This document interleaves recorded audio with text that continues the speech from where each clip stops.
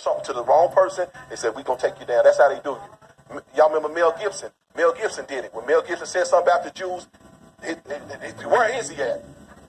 Tom Cruise did it. Tom Cruise said something he shouldn't have said. They destroy you. They destroy your career. That's what they do. They use the media machine. And this is what they did with the media. The goal was to get the news to start discrediting you. Discredit you. Y'all got what I'm saying? Goals from FBI memo dated 3/4/68 obtained by the Freedom of Information Act for maximum effectiveness of counterintelligence and to prevent wasted effort. Long-range goals are being set. 1. Prevent the coalition of militant black nationalist groups. In unity, there is strength. They said it. They said it. That's why they keep us divided. They said it. That's why when you see them down there in Ferguson, you ought to shut your mouth. You see some unity. You see unity. That's the first time we all heard at the same time. Let's see. A truism that is no less valid for all its triteness. An effective coalition of black nationalist groups might be the first step toward a real Mau black revolutionary army in America, the beginning of true black revolution. What's they fear? What did Pharaoh say? We got to deal wisely because, unless they multiply, fight against us. It's the same spirit. The same spirit is right here. Now, if we was just low people, why y'all doing all this? Why we need to do it? Now you don't know this is why your sons walk around with their pants sagging and weed smoke on their hands and their lips are black because they strategize this. And when your young men would have been militant wanting to get involved in something, they killed the movements. They killed the movements and gave them hip hop. Not hip hop, gangster hip hop. Number 2, to prevent the rise. Number 2, the second goal, to prevent the rise of a Messiah. It hurts to know that this is what y'all trying to do. Stop somebody who can bring us together, who could unify and electrify the militant black nationalist movement. Malcolm X might have been such a Messiah. He is a martyr of the movement today. Martin Luther King, Stokely Carmichael, Elijah Muhammad all aspire to the position. Elijah Muhammad is less a threat because of his age. Now, if you notice, you talking about they got Muslim, Christian. It didn't matter who you was. If you get black and you can bring people together, you on the list. That's why you ain't seeing no preachers on the list. Because they weren't scared of the preachers. They know preachers ain't preaching nothing in these churches. They know we ain't scared of y'all. Y'all ain't gonna bring nobody, stir nobody up to do nothing.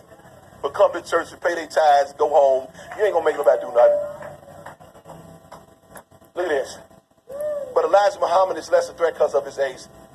King could be a very real contender for his position should he abandon his supposed obedience to white liberal doctrine. That was his problem. He was following white liberal doctrine. That's what Martin Luther King was doing. He was following white liberal doctrines. The nonviolence was not godly. It was a liberal doctrine. It was a Gandhi Hindu. It was a Hindu Buddhist approach to life and embraced black nationalism. Carmichael has the necessary charisma to be a real threat. That's why that guy went over to Africa. He the only one lived, one of the only ones that lived. These people ain't playing, man. Let me get done.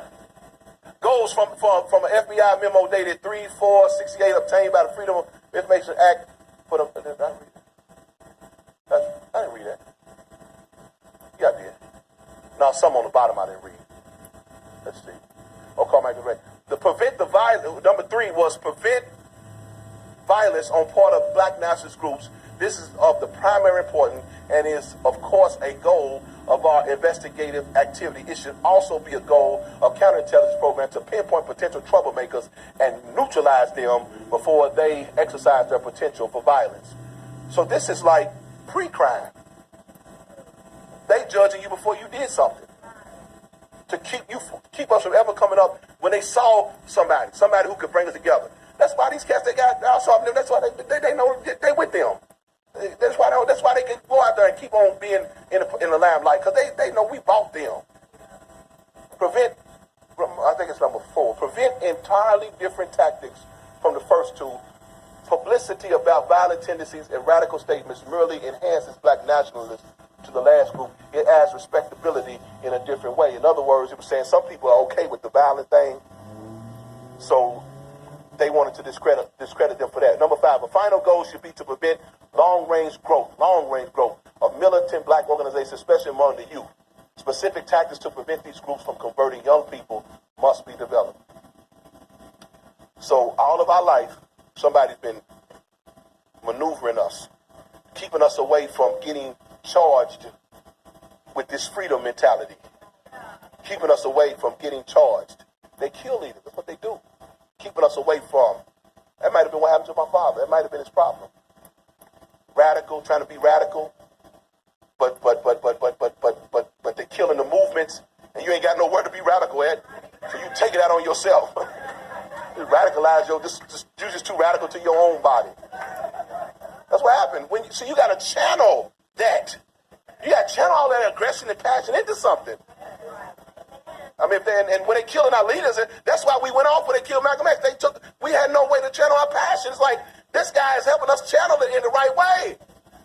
But y'all gonna kill the leader? Oh man, burn it down.